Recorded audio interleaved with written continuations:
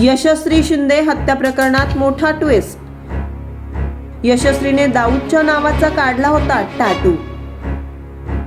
यशस्वी शिंदेच्या शरीरावर 2 टॅटू असल्याचं पोस्टमॉर्टम अहवालातून समोर आलं. विशेष म्हणजे एक टॅटू आरोपी दाऊद शेखच्या नावाचा गोंदवला असल्याचं समोर आलंय.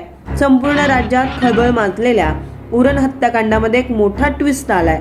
मृत यशस्वी शिंदेच्या शरीरावर 2 टॅटू असल्याचं पोस्टमॉर्टम मधून त्याच्या अहवालामधून समोर आलंय. विशेष म्हणजे एक टॅटू आरोपी दाऊद शेखच्या नावानं गोंधवला असल्याचं समोर येत आहे. उरणमधील यशस्वी शिंदे हत्या प्रकरणी नवी मुंबई पोलिसांनी आरोपी दाऊद शेखला अटक केली आहे. लग्नाला नकार दिल्याच्या रागातून दाऊदने यशस्वीची हत्या केली होती.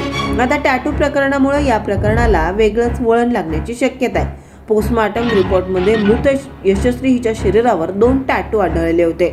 त्यातील एका टॅटूमध्ये आरोपी दाऊद शेखचं नाव लिहिलंय. मिळालेल्या माहितीनुसार यशस्वीने हा टॅटू यावर्षी फेब्रुवारी महिन्यात काढला होता. तसेच हा टॅटू काढताना दाऊद शेखही तिच्या सोबत होता.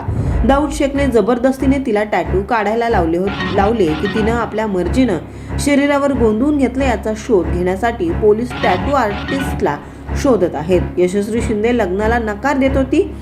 तसेच भेटायला येत नसल्यानं दाऊद शेखनं तिला संपवलं. दाऊदच्या सततच्या त्रासाला कंटाळून तिने एकदा भेटून सगळा विषय संपवण्याचा निर्णय घेतला होता. मात्र आरोपीला तिचा बदला घ्यायचा होता. दोघांच्यात वाद सुरू झाला व रागाच्या भरात त्यांनी चाकून सपासप वार करत तिची हत्या केल्याचं पोलिसांनी सांगितलंय. पोलिसांनी सांगितलं की हत्येत वापरलेले हत्यार जप्त करण्यात आले. दोघांचा मोहसिन कॉमन मित्र होता. त्याच्या चौकशीत तो या कृत्यात सहभागी असावा असं वाटत नाही. दाऊद आणि यशस्वी हे 10वी पर्यंत एका शाळेत शिकले होते.